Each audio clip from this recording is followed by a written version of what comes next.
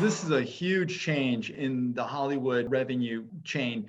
Warner Brothers announced that they are going to, for all their slate of 2021 films, 17 movie releases, they're going to release them simultaneously on their streaming service, HBO Max, as well as the movie theaters. So, for example, Warner Brothers learned the big lesson when they tried to release the movie Tenet, which is going to be one of their big summer blockbusters. And in the United States, where they would have expected $150 million in the opening weekend or two, $30 million.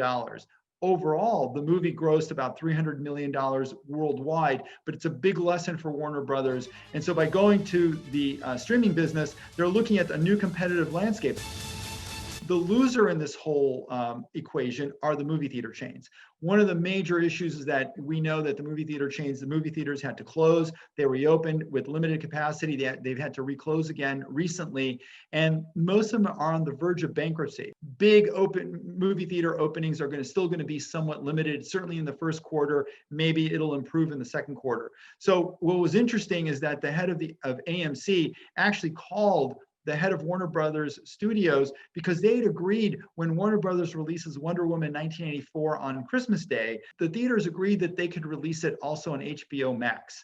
They didn't anticipate this announcement, and what's going to happen is now that it opens the Pandora's box of other studios following suit to help protect their streaming services.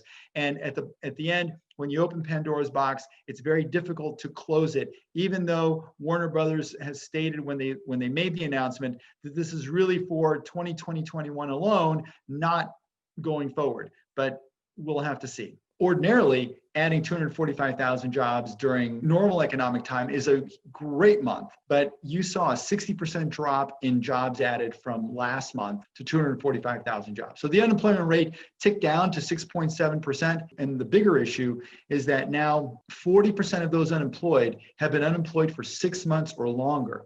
This means that those individuals stop receiving state benefits, and with federal benefits running out at the end of December, this is going to be a dire situation for these families. There's a big push to have a relief bill. Many of them are hoping that they could tack it onto the government spending bill that needs to be passed by next Friday, or on top of everything else that the government can shut down if that spending bill isn't passed by next Friday. So there's a lot of activity there now, which will grant a lot of help to those individuals who are now losing benefits going forward, and actually new aid to small business.